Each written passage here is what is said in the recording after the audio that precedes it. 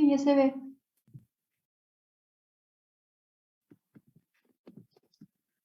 Bueno, pues buenos días.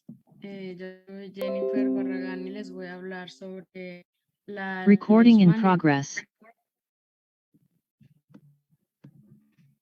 Bueno, empezando con las características generales, que pues es un protozoario flagelado, es pequeño y mide de 1 a 3 milímetros de longitud.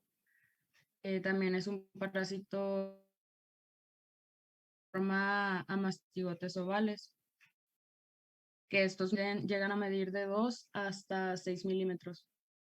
Y pues se encuentran en macrófagos de mamíferos y la etapa del promastigote, que sería en sí el agente infeccioso, el insecto vector. Y pues es transmitido, o sea, este protozoario es transmitido a los humanos por la picadura de una mosca de arena, y normalmente las picaduras las dan las hembras.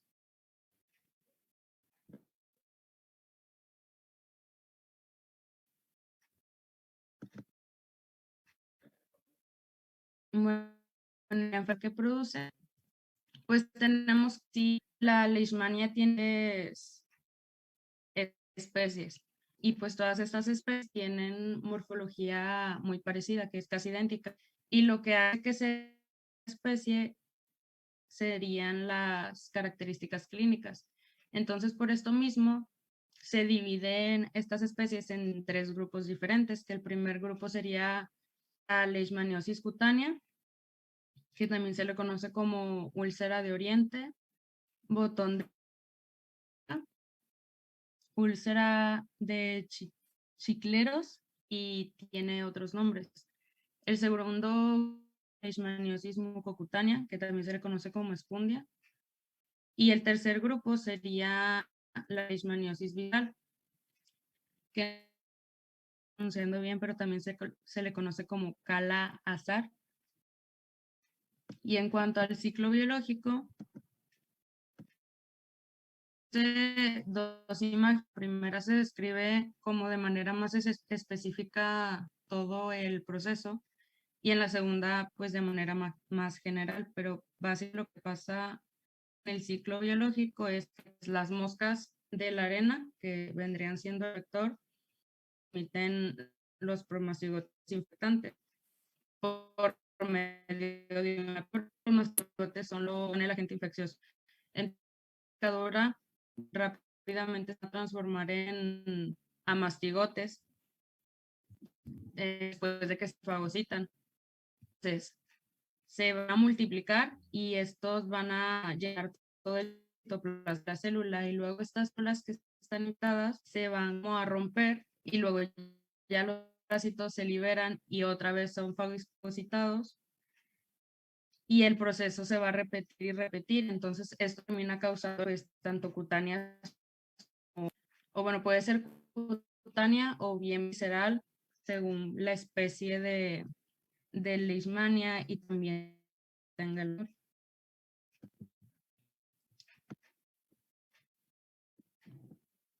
Bueno, las manifestaciones clínicas pues son diferentes de cada grupo que les había mencionado. En las lesiones cutáneas, normalmente son indoloras, a menos de que pues estén infectadas de manera secundaria o de que estén localizadas. Pueden volverse difusas en personas que tengan un sistema. En las lesiones mucocutáneas, pues estas suelen pasar porque las pues, infecciones cutáneas se propagan, o sea, se difunden hasta las superficies, por ejemplo, la nariz, la boca, la garganta. Y, por ejemplo, aquí la imagen que puse en la diapositiva sería un ejemplo de esto, de una lesión mucocutánea. Y en pues es porque se propaga desde las lesiones cutáneas hasta los órganos internos, por ejemplo, el vaso, el hígado, los ganglios linfáticos o la médula ósea.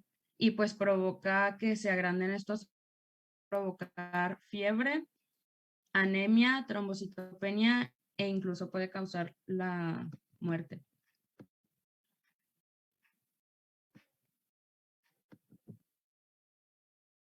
Bueno, y en cuanto al diagnóstico, pues se usa biopsia de, bueno, se usa biopsia de tejidos para poder examinarlos buscando los parásitos, pero también se pueden usar análisis de sangre. Por ejemplo, aquí tenemos la PCR y detecta anticuerpos para pues poder detectar y diagnosticar la enfermedad. Aquí otras técnicas de diagnóstico serían la inmunofluorescencia indirecta, la prueba de Lisa y la prueba de Montenegro, que esta es como una prueba más específica, pero la única desventaja es que no nos permite diferenciar si la infección es actual o es una infección pasada.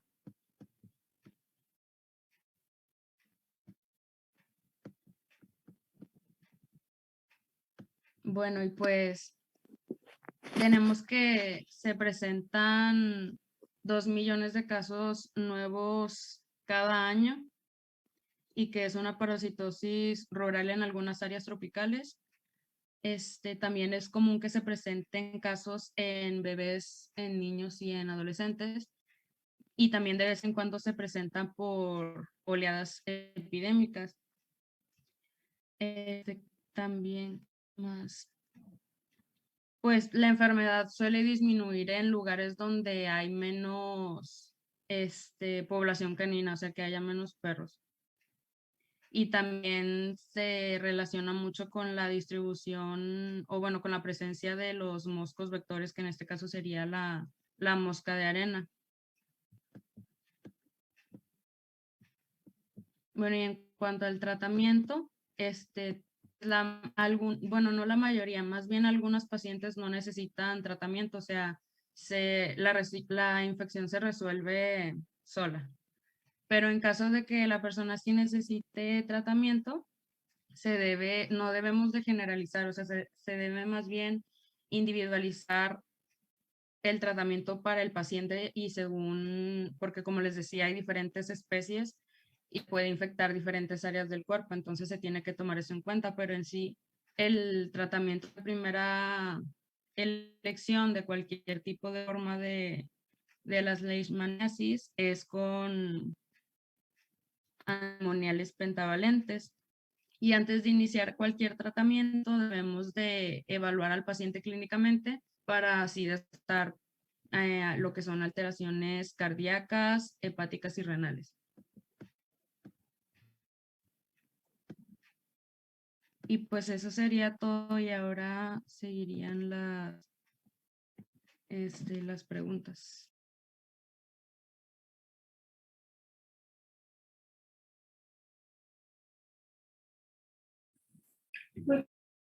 Bueno, sí, chicos, adelante. Adelante, Jennifer.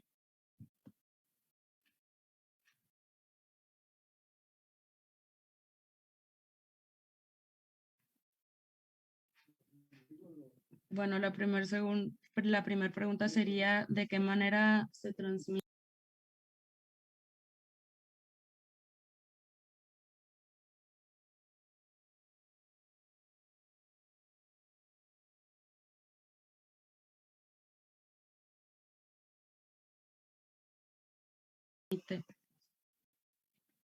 Ay, no sé, si me escuché cuando hice la pregunta.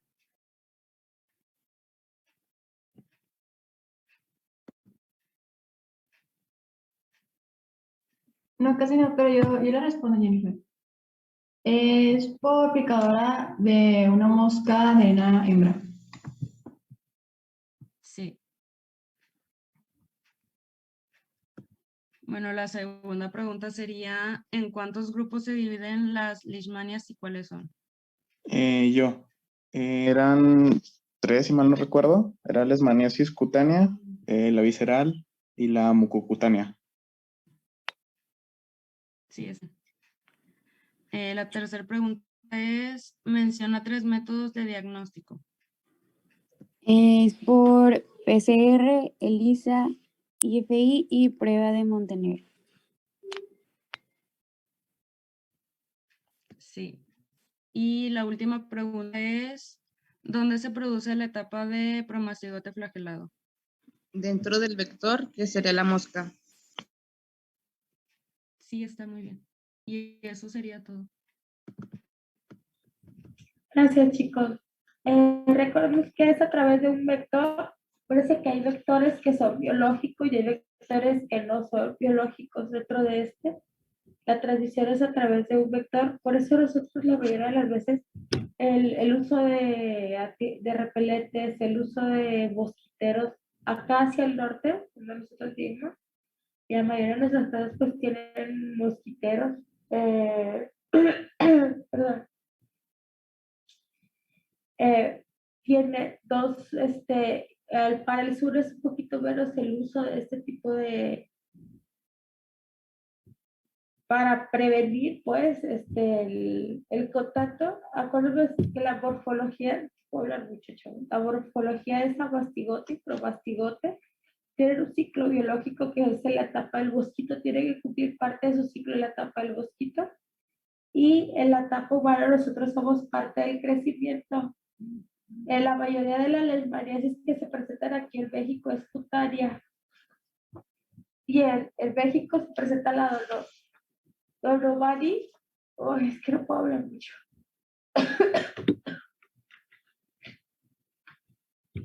¿Quién sigue? Sigo yo.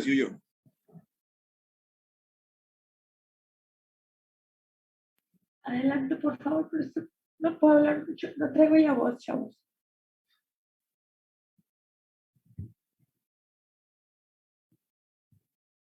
Estoy muriendo.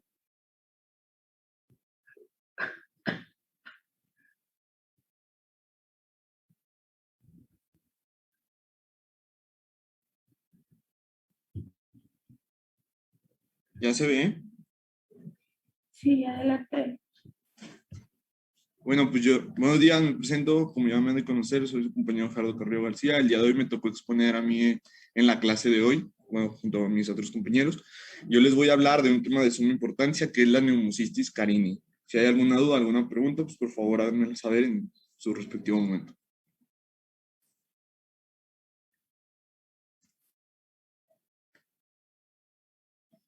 Bueno, primero tenemos que dar una pequeña introducción, hablando de las características generales, hablando un poco más de cómo se desarrolla esta pneumocystis.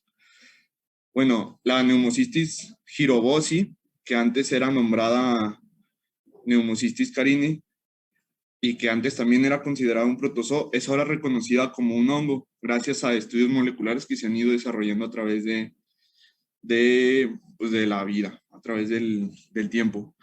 Pero no se quedó el carini ahí nada más. La Pneumocystis carini cuando ustedes les pregunten qué es lo carini, se le atribuyó este organismo, se le atribuyó este nombre a un microorganismo que desafortunadamente todavía no se puede ver o todavía no se puede desarrollar en un cultivo, pero tiene el nombre lo tiene un microorganismo. Al igual, si buscamos en Google carini, el nombre, vamos a encontrar que es una especie de rata, pero pues eso no es el microorganismo, pero es curioso.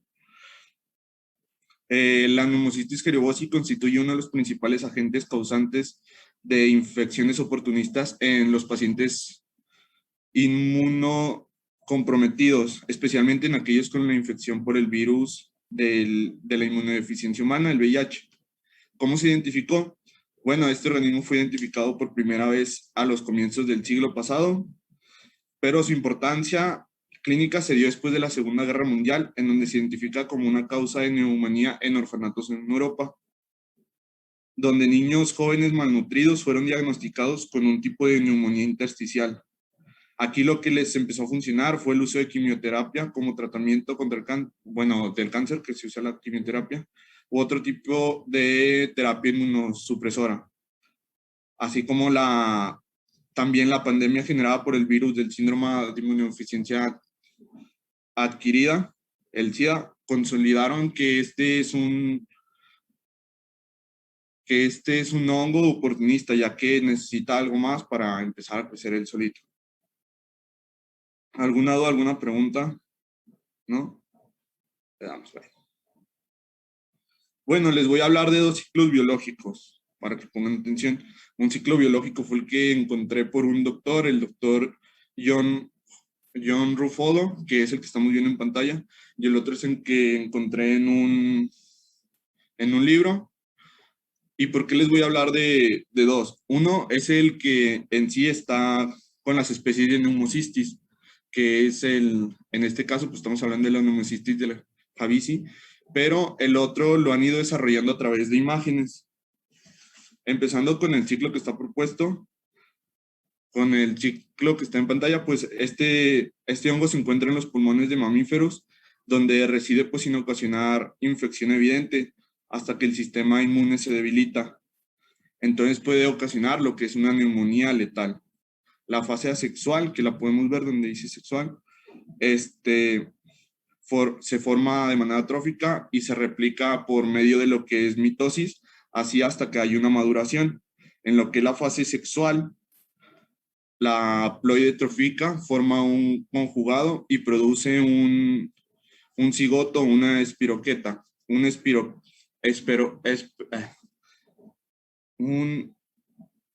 me acuerdo, esporoquiste, que es lo que es un quiste temprano.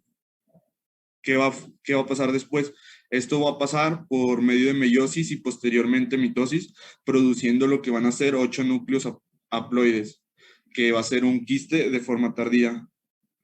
Las esporas van a presentarse de formas variadas, como formas esféricas y alargadas. Se postula que la elongación de las esporas precede la liberación de las esporas de su empaque. Se cree que la liberación tiene lugar por una abertura en la pared. Después de la liberación, el empaque va a ocasionar un colapso, reteniendo algo del citoplasma residual. Y se reconoce el estadio trófico, donde los organismos se multiplican por fisión binaria. Y este organismo pues causa la enfermedad en los individuos inmunodeprimidos. Bueno, en lo que les voy a hablar del otro ciclo, nada más les voy a mencionar las 3 fases que lo divide. Bueno, en las 3 fases que fue descrito en las 3 etapas, que estas son la trófica, la precrística y la quística. Si podemos, bueno, a simple vista, con las puras 3 etapas, podemos ver que hay algo en común, que desde el principio nos está hablando de quistes. Este ciclo biológico del que les estoy hablando se ha deducido o se ha ido implementando a través de puras imágenes, pero en sí todavía no sabían muy bien qué onda. La forma trófica está limitada por una pared celular y una membrana citoplasmática, que es lo que va a rodear a un núcleo y a varias mitocondrias. Conforme va a madurar, el prequiste, el núcleo se va a dividir para dar origen a lo que van a ser 8 esporas, como de hecho lo mencionamos en el pasado. Y estas van a formar lo que es un quiste. Las esporas van a tener un núcleo excéntrico, un nucleolo y una sola mitocondria en el citoplasma. Pues creo que lo más importante es aprendernos las 3 fases o las 3 etapas, que es la trófica, la precrística y la crística. ¿Hasta aquí alguna duda? Es algo tedioso esto, el ciclo biológico. Es complejo porque aún no se sabía si como ahorita tú lo mencionaste al principio, ni siquiera había cómo clasificarlo de manera que no tenía características de un parásito, pero también tenía características de un hongo. Entonces es un poco complejo como tal el microorganismo en su clasificación. Tú ahorita lo estás diciendo, han hecho pruebas para poderlo clasificar, pero su comportamiento desde su reproducción es compleja, ¿sí? Sí, así es, un complejo. Pues el simple hecho de cómo lo tuvieron que clasificar, desde ahí ya venían batallando. Así es. Como lo mencionó usted. Adelante. Bueno, si iríamos a las manifestaciones clínicas, como ya lo he ido mencionando, pues va a ocasionar pues primero me voy a ir a la enfermedad. Pues sí, no sabemos qué enfermedad, pero ya sabemos que va a tener, ¿verdad? ¿Qué enfermedad va a ocasionar? Bueno, va a ser una neumonía por Pneumocystis jirovosii. La neumonía por Pneumocystis es una enfermedad pulmonar que que puede ser mortal y es causada por un hongo tipo levadura que se llama Pneumocystis jirovosii. Antes, como ya lo mencioné, pues se decía que era el Pneumocystis carinii, y esta infección va a causar inflamación y acumulación de fluidos, lo que va a causar la neumonía. Yo aquí tuve una duda, y le pregunté a un doctor, oiga doctor, disculpe, ¿cuál va a ser la diferencia entre cuando ve una neumonía y cuando sabe que es COVID? Y me dijo, las de COVID se ven más marcadas en comparación con una neumonía o con una neumocistis en este caso. Entonces, ellos también tuvieron estas diferentes complicaciones por esto mismo que decían. Decían, en el caso de la neumonía, vamos a ver que que cuando usas el estetoscopio, sí va a haber ruidos, pero cuando hay algo de COVID no va a haber ruidos, suena como si el pulmón estuviera sano. Esa va a ser una gran diferencia cuando tengamos una neumonía y tengamos COVID. Ahora sí que ya sabemos pues, cuál fue la enfermedad o qué es lo que nos ocasiona, qué enfermedad produce, pues vamos a las manifestaciones clínicas.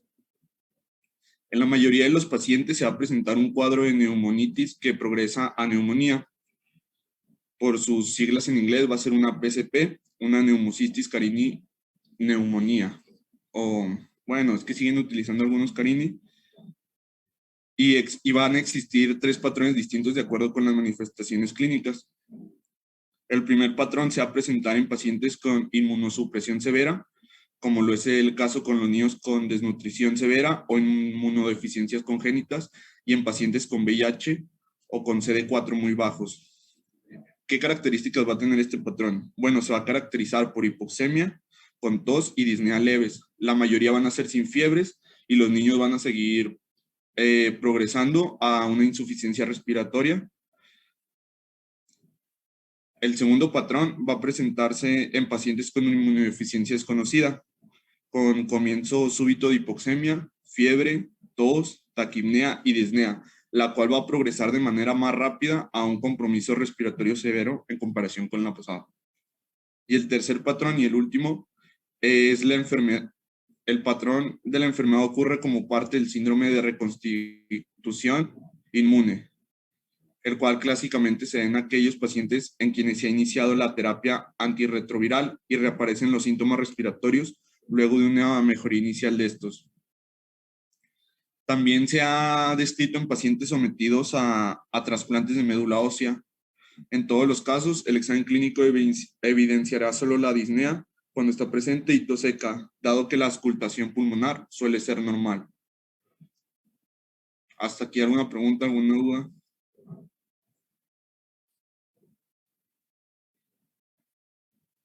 Todo bien por el momento.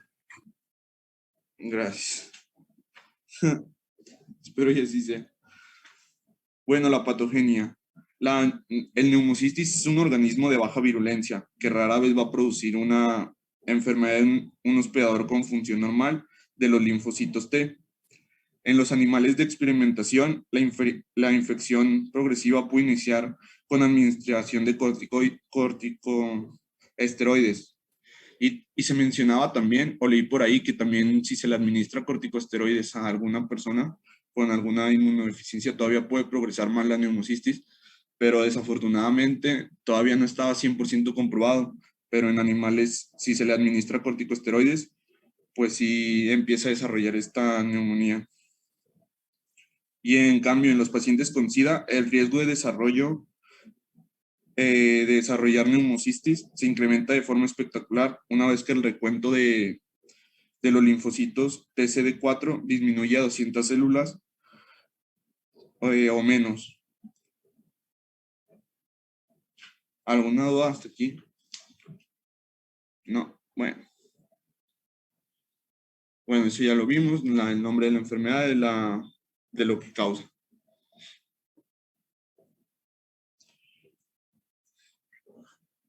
El diagnóstico para esta neumonía o para este hongo, para la Pneumocystis jirovosii, va a ser algo difícil. ¿Por qué? Porque se esconde a través de los bronquios, es lo último. Entonces el diagnóstico definitivo depende de encontrar organismos de morfología típica en una muestra apropiada. Esto va a ser más alveolar que bronquial, perdón. Ahorita les acabo de decir que es bronquial, no, es más alveolar. Y esto va a ocasionar que el organismo que estemos buscando no se muestre con tanta facilidad.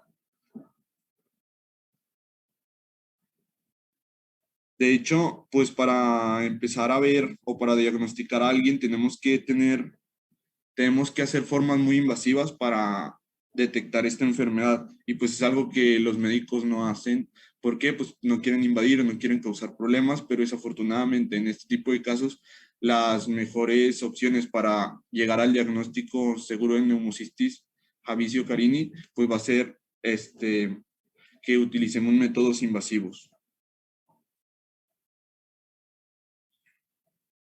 Bueno, la epidemiología. Se ha postulado que la neumonía causada por la neumocistis jirovesi se presenta como reactivación de una infección previa, pero no hay evidencia del periodo de latencia de la misma. No obstante, en otros estudios moleculares han permitido demostrar que los individuos con factor de riesgo pueden adquirir esta infección nuevamente. Antes de la amplia utilización de que era la terapia antirretroviral, que ya estuvimos hablando ahorita de ella, y pues el cuidado de cómo deben combatir la neumocistis. La neumonía ocurría en el 70 al 80% de los pacientes con SIDA y tenía una mortalidad todavía del 20 al 40%. Actualmente el 90% de los casos de infección por la neumonía ocurren en pacientes con VIH, con un recuento de células CD4 menor de 200. Bueno, gracias a Dios o gracias a la medicina, la incidencia de la enfermedad ha disminuido aproximadamente a 3 casos por 100 pacientes, de acuerdo a informes que se han dado en Europa y en los Estados Unidos. Bueno, aquí el tratamiento preferido para la neumocistis es la combinación fija de lo que es el tripenitrón y la sulfametoxazol, aunque, bueno, no, ahorita les menciono. Aquí el medicamento se va a utilizar de manera oral y se administra de 14 a 21 días. Esto siempre y cuando la persona no tenga una enfermedad como el SIDA o inmunodepresora. ¿Por qué? Porque va a ser un ciclo más largo debido a que pues, esta enfermedad no lo va a dejar progresar de la misma manera que alguien que no la tiene. Vamos a tener un problema con uno de estos medicamentos, con el sulfametoxazol. ¿Por qué? Porque en algunos casos da reacciones secundarias y cuando ocurre esto, obliga a que utilicemos otros medicamentos, otros antimicrobianos, como lo suelen ser la primaquina, la dapsona o la clindamicina. Y esto nos va a ayudar mucho a llevar el tratamiento a llevar la enfermedad de manera normal. Ahora sí, pues pasaríamos a las preguntas. No sé si hay alguna duda antes de esto o algo que quisieran comentar o algo. No, pues creo que no. Gracias. No sé si alguien quisiera contestar las preguntas, la primera, yéndonos en orden. Yo la primera. ¿Cómo se le conoce al neumocistis carini? Neumocistis jirovesi. Sí, es correcto. ¿Puedo contestar la segunda? Adelante. Bueno, ¿cómo se le consideraba la neumocistis carini antes de pertenecer a los hongos? Se consideraba que era un protozoario, un protozoo, me parece. Sí, así es, correcto.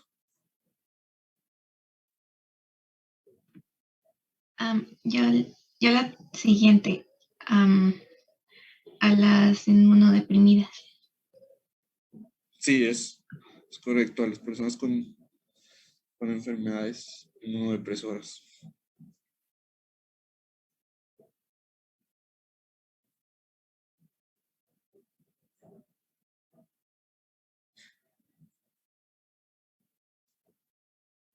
Bueno, yo la siguiente, que es, ¿cuál medicamento es el favorito de los doctores para esta pneumocitis carini? Pues es el trimetoprim con sulfametoxazol. Sí, es correcto. Y se contagia a través del aire. Gracias. Vi que todos estaban muy participativos. Gracias, Manuel. Ujú. Bueno, sería todo. Espero y haberlos ayudado a comprender este tema. Sí. Gracias, Gera. O a la que le toca exponer. Puedo empezar. Bueno, ahí voy. Pues si quieres, espérate a ver si entra la química, perdón. Vamos a esperar unos 5 minutos. Si no entra, pues le das. Sí, está bien. Parásito de la clase Cestoda que mide de 15 a 40 milímetros, o sea, está súper chiquita, de 3 a 4 centímetros, y se encuentra en todo el mundo. Es el cestodo con mayor prevalencia y afecta preferentemente a los niños, causando la himenoletiasis. Bueno, este parásito, como lo mencioné, es súper común, es de los más comunes en los humanos, pero afecta con mayor incidencia a los niños. Se estima que haya entre 50 y 75 millones de portadores en todo el mundo y se encuentra principalmente en los países con climas tropicales y subtropicales. Tiene una vida media aproximadamente de 4 a 6 semanas. Bueno, ahora vamos a ver el ciclo de cómo nos podemos contagiar por esta larva. Bueno, principalmente van a existir dos hospedadores, uno que va a ser el intermedio y otro que va a ser el definitivo. Los intermediarios tienen la función de que, nos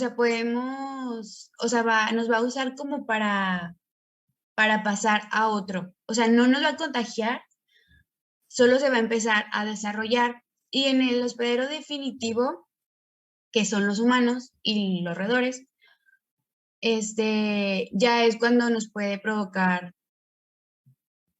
una enfermedad. Entonces, bueno, primero van a estar los huevos embrionarios en las heces. Después, los huevos ingeridos por el insecto. Aquí es donde entra el primer hospedero. Van a ser ingestados por insectos, por pulgas, por escarabajos, etc. Después va a pasar a un estadio que es el cistercoide, donde se va a empezar a desarrollar el insecto, o sea, dentro de los huevitos. Después, los humanos y roedores infectan cuando ingieren artrópodos infectados con cistercoides, o las heces de estos artrópodos. Los huevos embrionados son ingeridos por los humanos en alimentos, aguas o manos contaminadas. Es por eso que les decía que hay mayor incidencia en los niños, porque es más común que los niños pues salgan a jugar, no se laven las manos, cuando llueve pues que salgan y que agarren agua y se la meten a la boca, etcétera, etcétera. Entonces, si está contaminada, pues ya valió. Después, la oncósfera eclosiona y el cistercercoide se desarrolla en las miosidades intestinales. Recording stopped. Aquí es donde ya puede... Recording in progress. Aquí es donde ya puede generar, donde ya se va a introducir al hospedero definitivo. Después se va a desarrollar el escólex, que es la cabecita de la larva. El adulto en la zona del neguión en el intestino delgado. Después se va a desarrollar el cuerpo de la larva, que tiene nombre de estróbilo. Y estas rayitas que se ven aquí, no sé si me van siguiendo.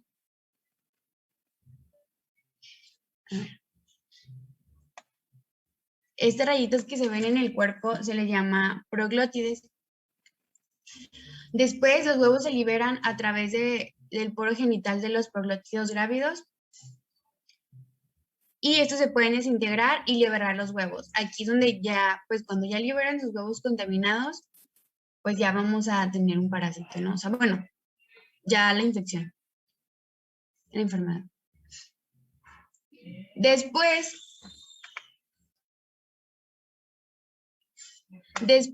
ya la autoinfección puede ocurrir si los huevos permanecen en el intestino o consumimos algún desparasitante antes, pues no. Los huevos liberan el embrión hexacanto que penetra en las vellosidades intestinales continuando con el ciclo.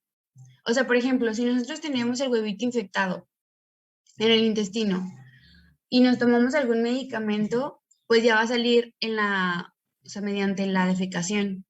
Pero si no, pues entonces ya va a empezar a madurarse y va a completar su ciclo y ya nos vamos a convertir pues en el hospedero definitivo. No sé si quedó claro.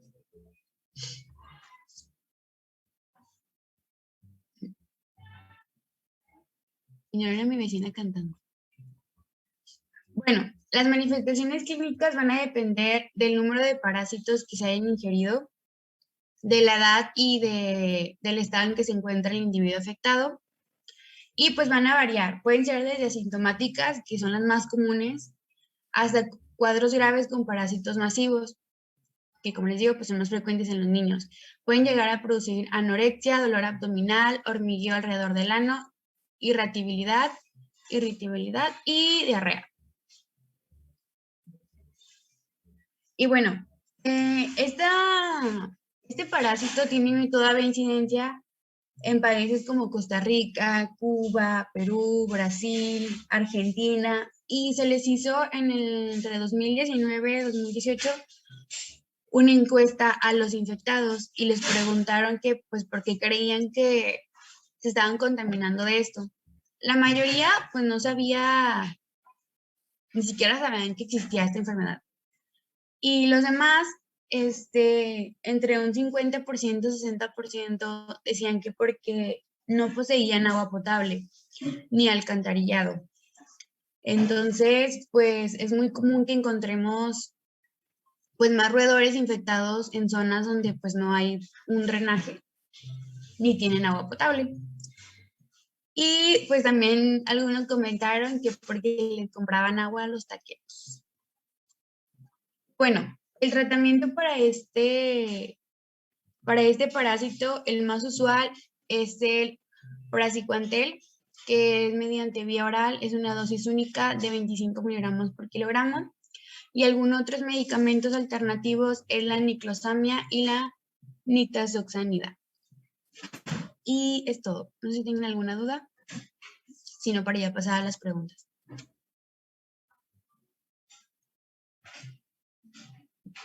Bueno, ¿a qué familia pertenece esta larva?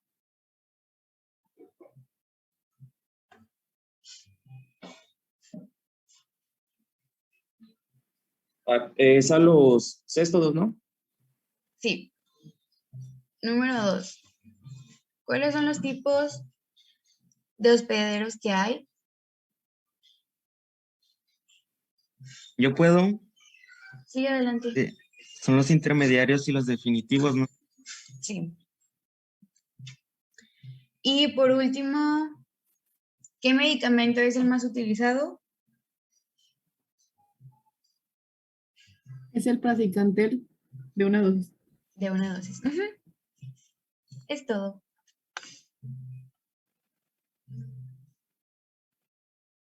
Gracias. Gracias, Helen. No, pues la química no llega, ¿verdad? Ni modo. No, pues ya hasta aquí, muchachos. Ya, pues, bye. Bye.